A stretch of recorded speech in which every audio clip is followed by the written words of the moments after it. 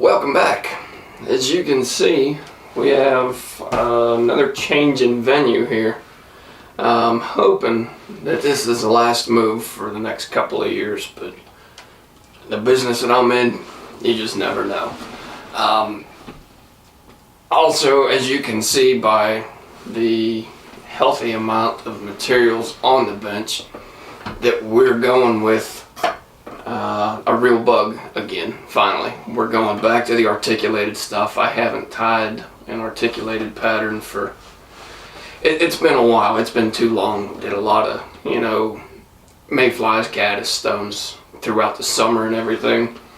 Getting back to the articulated stuff, this is actually going to be the first fly that I've tied in about 2 months. The other ones that I've been releasing I tied before I moved, and it's just been chaotic. So without any further rambling or anything, there's still some things that I need to fix with the lighting. You can see all the glare and everything in the background, but the only time that you really see that is when I'm sitting here zoomed out talking, so I don't think there's anything lost. But as I review this one, make some changes, and hopefully things calm down a little bit, I'll be able to kind of hone in what I'm going for on these patterns with the lighting and everything. But I think for the most part everything should be good for now, but like I said, there will be some adjustments to come. Enough rambling, here we go, back to the tie, and this week we're going with Galloup's Flatliner. This is one of the patterns that I like to fish a lot in the softer water. Definitely you can fish it in the fast stuff as well. It's just something I like to fish on the soft water, especially lower sections of the Missouri, or if I had the big deep pools in the Blackfoot, something like that. If you have a ton of rapids, ton of fast water, like I said, it'd still be a good pattern. It just won't get down as deep maybe as you need, and it'll stay a lot on the surface level. So this time I swear, back to the tying, or starting with the tying. I tie these on Daiichi 1850s, and these are a unique hook. Let me see if I can find the package here. Here's the 1850. It's just a 4x long streamer. I use a size, what is it, a size 8 in the back, 6 in the front. I had to relook at the package here. I'm rusty, I apologize. It's been a bit. But the unique thing about this, and I don't know how well you can see it, I'll put my hand behind it, the eye of the hook is in a vertical plane instead of the traditional horizontal. So it makes it a little bit easier to tie this pattern, without trying to figure out which orientation your hook's going to be. And you'll see it as I go along. This is a really unique pattern.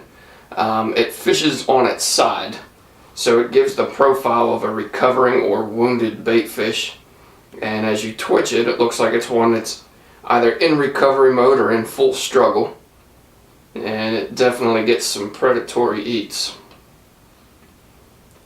So I'm going to start this one with 2 yellow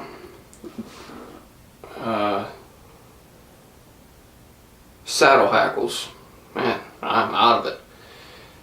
Just tie them Deceiver style, and I'm going to try and line these up the best I can without getting too picky here, but it's my OCD won't allow it. So there we go. So I'm going to measure these out about twice the length of the hook. I'm going to go ahead and pick this off, give myself just the stems to work with.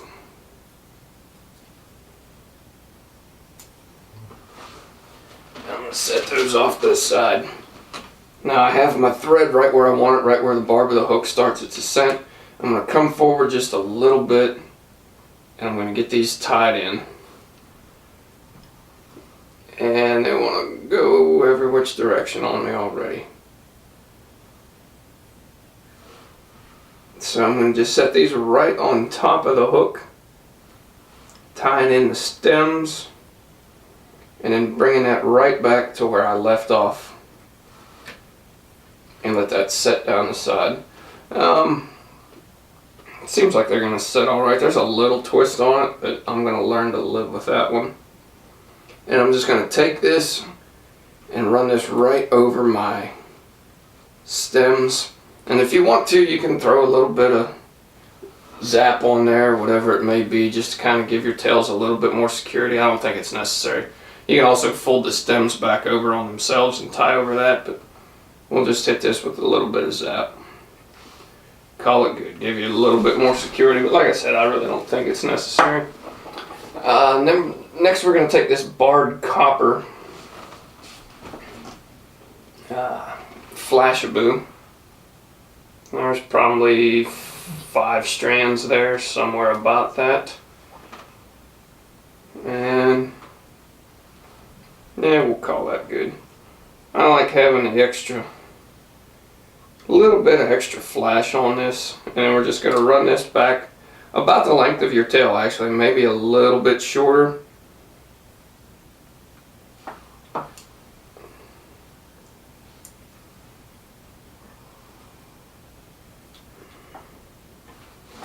Just kind of fold these over.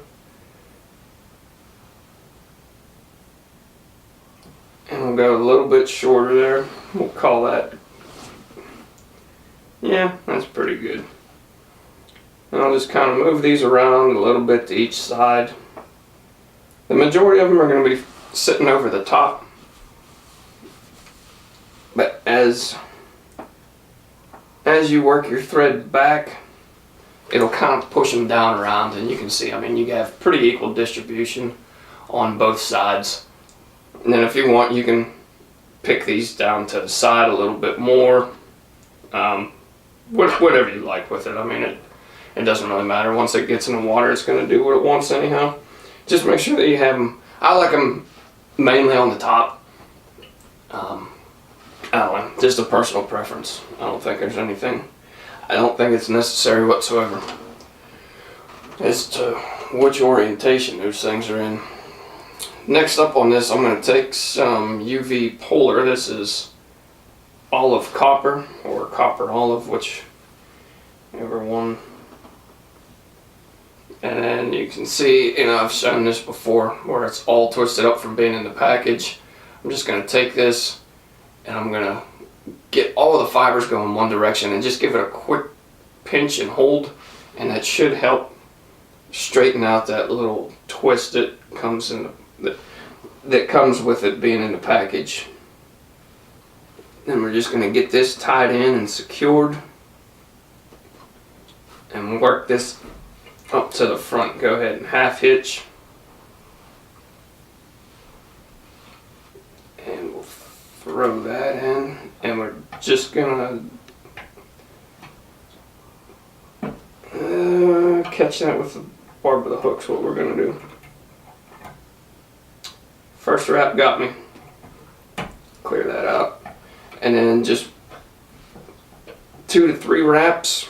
Straighten out your material again, kind of pick everything out and stretch. 2 to 3 wraps, pick it out, stretch all the way up to the front.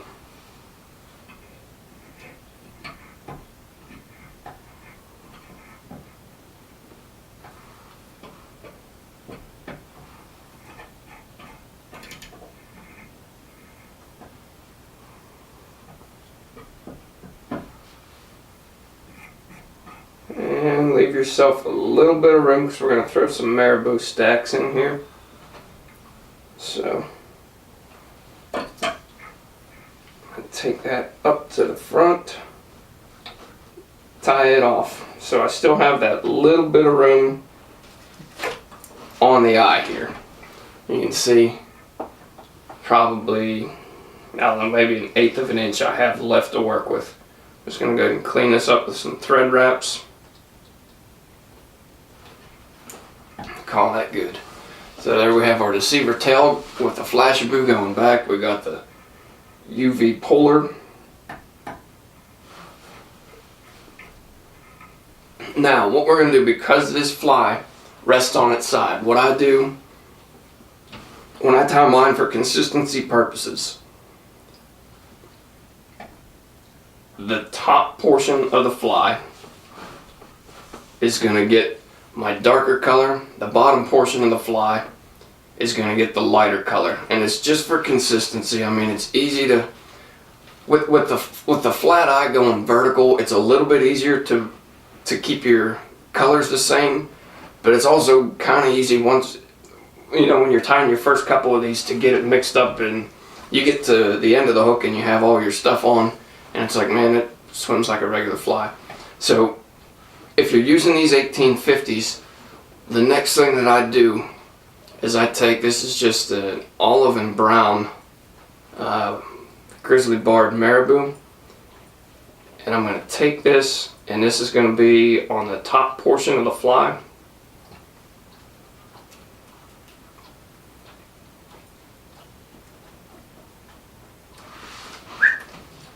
Relax over there. And I'm just going to set this right over the top. If you have to, if you don't have the wispiest of feathers, go ahead and double it up, but I think this one's going to be alright. I'll just set this one back right past where you tie your tail in. Just go ahead and secure this.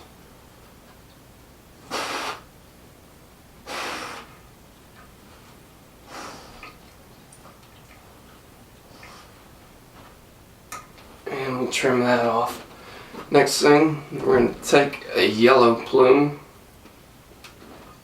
and not the wispiest, but not the most sparse. Somewhere in the middle. What are you doing over there? Besides making a ton of noise.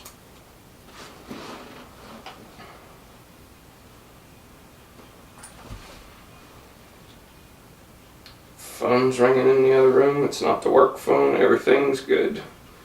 Take this yellow and we'll throw it on the bottom. And just go ahead and get this secured, and that will finish up the front portion, or the back portion of your fly.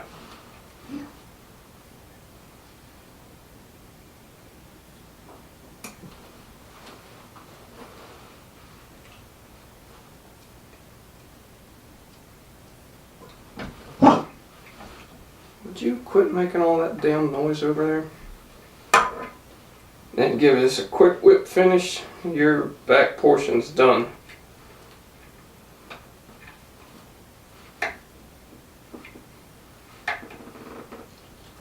So as you can see, with this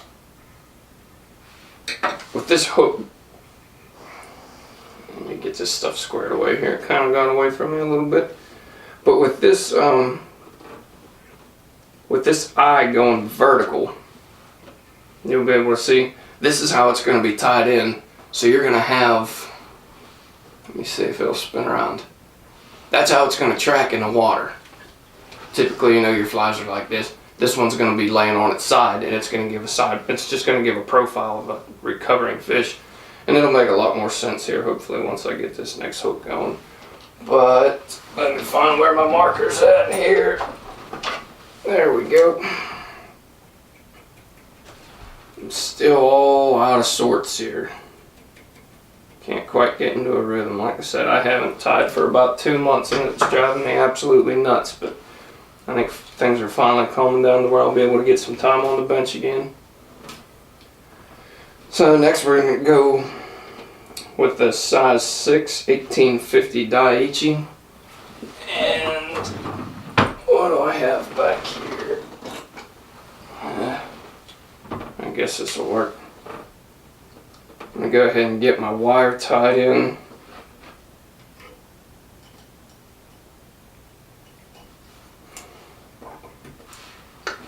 That's good. Yeah, this ought to work.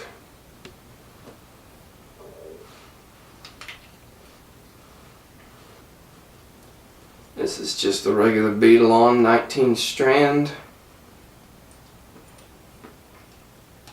What is it? 0.38. And I'm going to double this up. Get back there. Oh, come on. Get my bead. I'll throw this on and get through this portion here. Now, when you're tying this in,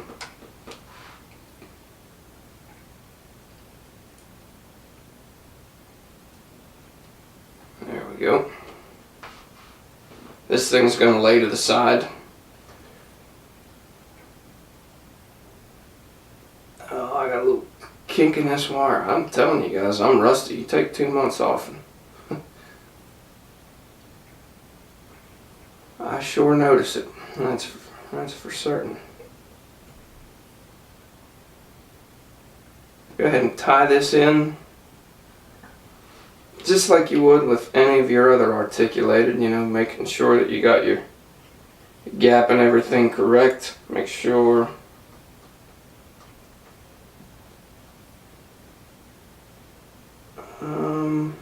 yeah, that's about the length I want it from my bead, and we'll go ahead and just get this secured. Make sure we're not robbing anything of any articulation by having it too tight. Make sure it's not going to fall on itself by being too loose.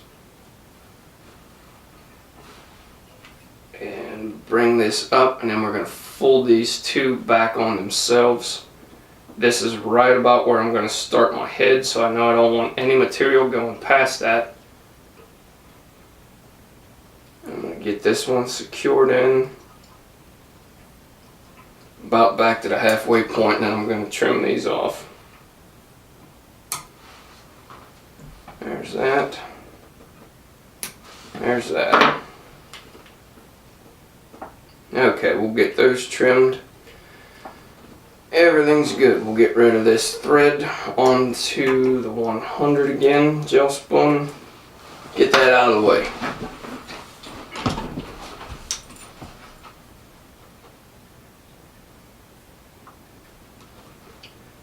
And I'm just gonna clench down on that one section a little bit more.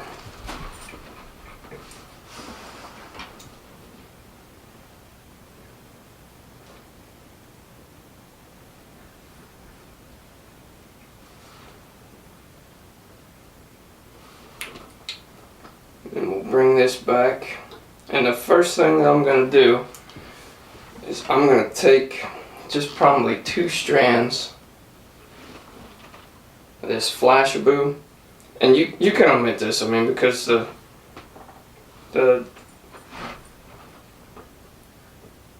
UV puller, it's not really going to set itself apart too awful much, but I just like having this little bit extra flash. And we'll measure that out, call it good. I just like having that little bit of extra flash on this. And then what we're going to do next is start with our Marabou stacks and just follow the same path that you did, the dark on the top, the light on the bottom,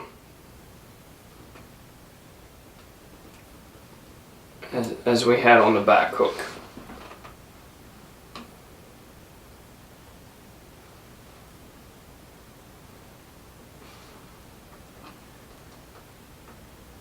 Probably halfway back, your first stack of Marabou is where you're going to tie these off.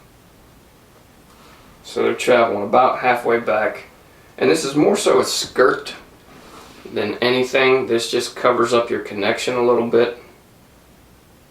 And same thing, we're going to progress with this Marabou from our most sparse in the back to the thickest in the front, and it just gives a nice natural taper to your fly. I'm gonna measure that out, do the same thing here on the bottom.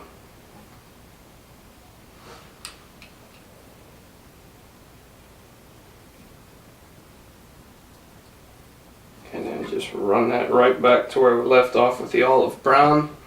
Call that good, and then I'm going to trim this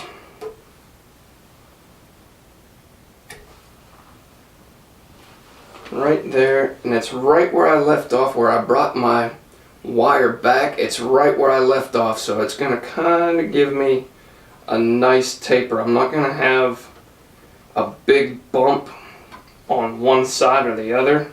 I mean, it's a little heavier on the Marabou side just because there's more material there, but for the most part, I mean, it's pretty nice. It's a pretty nice transition.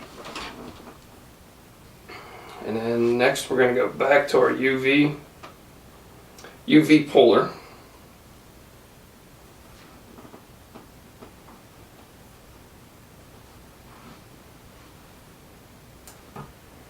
Get that tied in. And then we're going to go to that halfway point. So our halfway point isn't going to be from where this material ends and the eye of the hook. It's where we left off with our material. So have that halfway point right there. If you want to, you can cheat just, you know, a shade forward, not much. Not much at all. Get your bobbin cradle there. And bring your UV puller 2-3 wraps, pinch it, 2-3 wraps, pinch it, and take it right to where you left off with your thread. I'm going to get one more wrap in there, and I think it's going to take me halfway.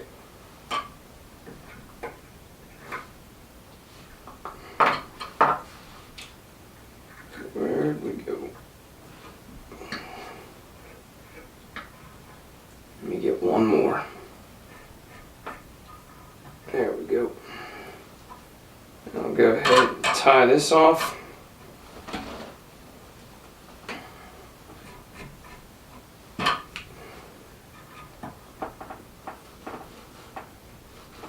Get that out of the way. And because I have stuff going a couple different directions here, I usually just trim this off. It's a little bit easier to work with. We're going to throw some more Marabou stacks in there, and then I'll just tie it back in. So go ahead and peel that back right to where you're going to be tying in your Marabou. And like I said on the last set that I tied in, you want to go with your most sparse in the back and then thicker as you go. These ones are both pretty sparse. I have one good one that I like for the front. I'm going to see if I can find some more here. Where's that package at?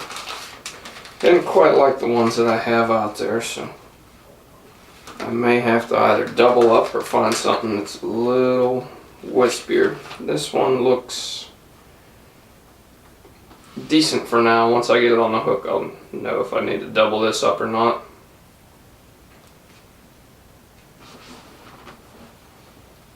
And yep, we're gonna have to double it. So same thing, take this halfway back to your last stack.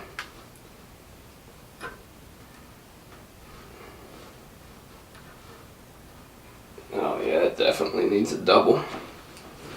So I'm going to find another sparse one here, just so the double's not going to overpower what I have on the front. And this looks like it'll do.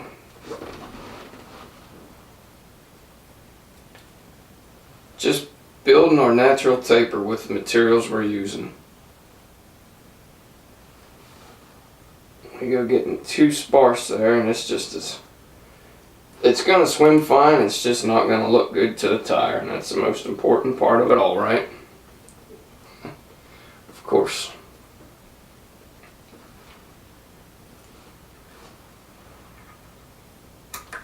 Go ahead and get that trimmed off right to where you left off with your white thread to begin. Just a little bit behind that, because we're going to have one more stack of Marabou we're going to put in there. Now if I can find a decently wispy yellow. Yeah, that's a little thicker than the front one or the back one. While I have this out, I'll just pick my last one as well.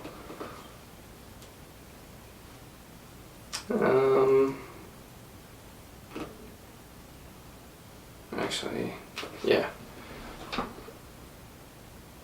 I like that one for the middle better.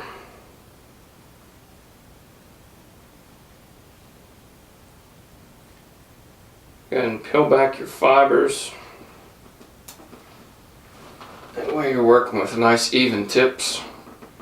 If you've watched the Working with Marabou tying tips one, I go through a pretty good explanation on how I select my Marabou, what I do for different applications.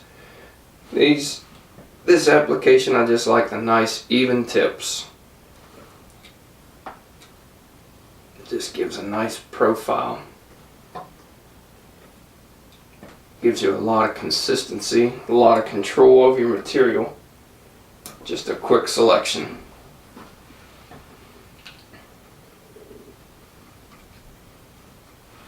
Okay, there we go. We're starting to fill out here. Things are starting to come into shape. As you can see here, I mean, it's not quite going to make, visually, it's not going to quite make the sense that we're after until we get the head on there and turn it to the side and you're able to see. So I'm going to tie this UV puller back in. And like I said, you can leave it hanging on there and just work around it. It's just, I'm just a little bit quicker doing it this way. So that's what I tend to do. Any way I can make things easier on myself, Lord knows I need it.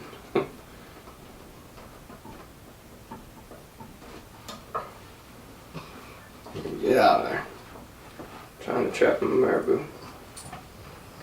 And then same things before, 2 to 3 wraps, pick it out, 2 to 3 wraps, pick it up to where you're at the front.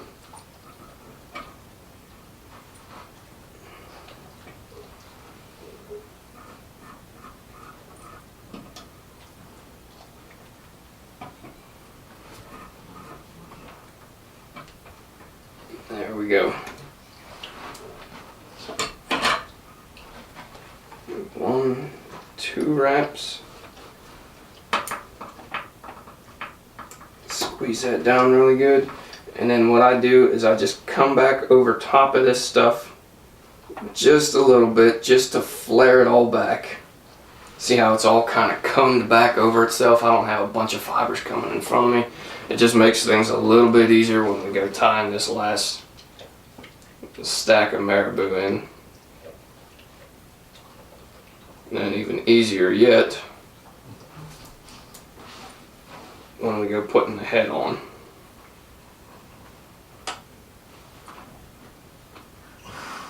Same thing as the previous ones, just go halfway back your last stack of Marabou. I can tell I gotta work on the lighting here. The lighting's off on my side. I don't know what it's going to look like on the camera end. It looks decent on the monitor, but it seems like it's really dark on my side, so I may need some more. May need to tweak the lighting just a touch. That's looking pretty good. I probably could have doubled that one up, but this one's pretty wispy, so I'm gonna let this one slide. And this yellow is definitely gonna be good. This is a really nice piece here.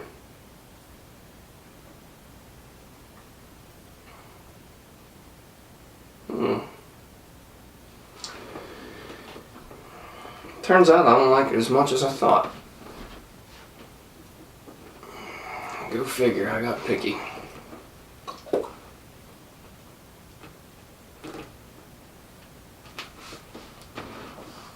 Let's try this one.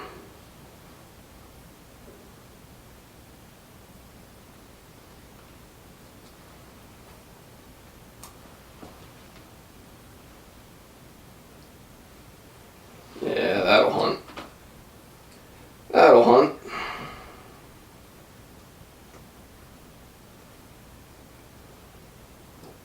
So just like the previous ones, halfway back, if you're going to go longer or shorter, err on the long side.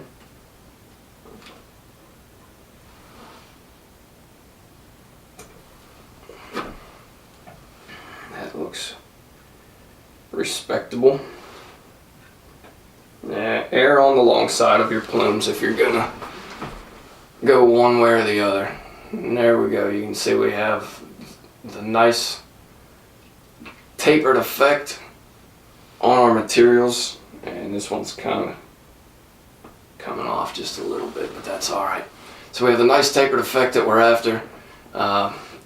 More sparse to wispier in the front. And then the last thing we're going to do on this before we put the eyes on and finish this off is we're going to build the head. I'll go ahead and zoom out on this one so we can speak to it. Let me get some of this out of here. For those of you that had gotten used to watching the 5 to 10, maybe 15 minute videos we did over the summer. Sorry. Back to the real stuff.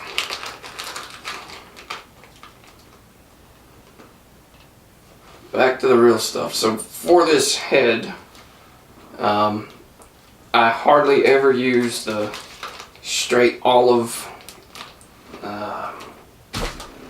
laser dub. It's off, especially when you use the barred Marabou. Even if you don't, if you go with the straight olive, the colors are just off to me. So I like to tone it down a little bit. So I usually go, what is it, probably 2 parts olive, 1 part brown, maybe a half part black, just to give a little, just to break it up slightly. And then we're just going to blend this up.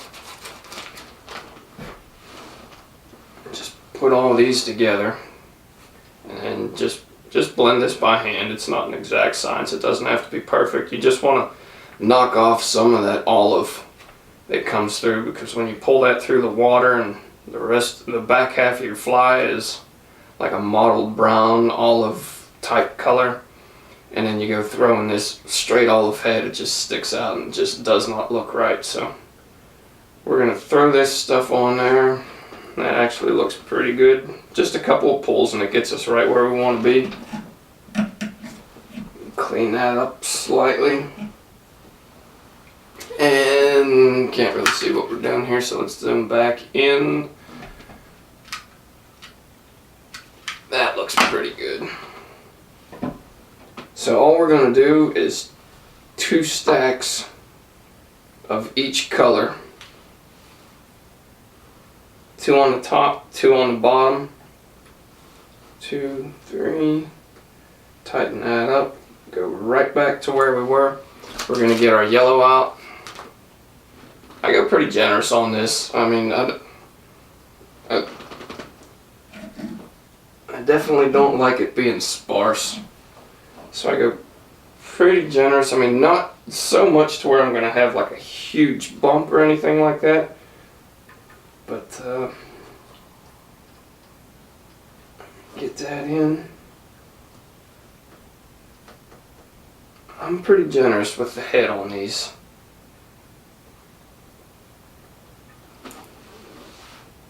And like I said, don't overdo it. And then we're going to do 1 more stack here, right in front of the ones that we just did. And that's pretty clean. Just 1 pull through the comb should have that good. Bring this back. And then pinch this, go right on the eye, like right behind your eye. That'll fill out the head, and we'll get this one last yellow on the bottom. Same as the rest of the fly, the one closer to the eye is going to be a little more dense than the first one that we put on. It just kind of fills things out a little bit, eliminates any gaps. Get that right on the eye. You can see we have a nice clean eye here. And then I'm going to go ahead and tie this off.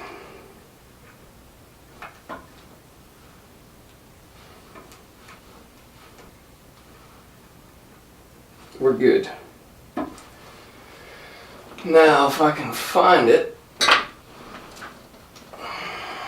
There, we got it. Just going to take this brush, run this stuff back a little bit, just kind of smooth everything out. There we go. And I'm going to give this a quick trim, nothing real aggressive, just kind of follow the natural taper of the fly on back. So I just start here at the bottom and then I work up to the Marabou tip. And I don't really cut, I just kind of push the scissors through, let it make that natural taper on its own. And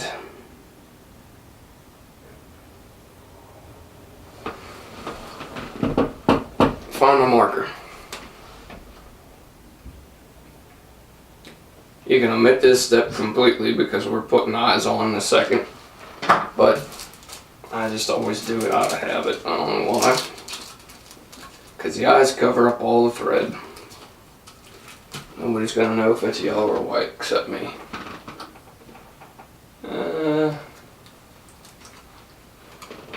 Alright. We're getting there. We're getting there. So I'm just going to move this out of the way a little bit. And I don't know if you can see, but there is just bare thread right there. And that's right where I want to affix these eyes. I'm going to put this glue if it ever starts running. There, we got it. I'm going to go ahead and get that glue in there. And I'm just going to set these on.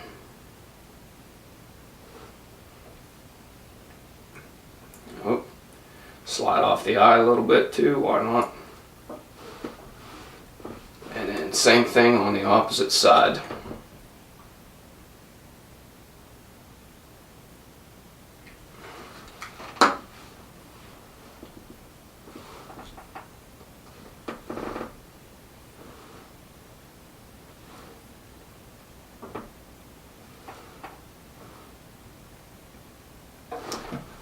Get those in there, and then there you have it.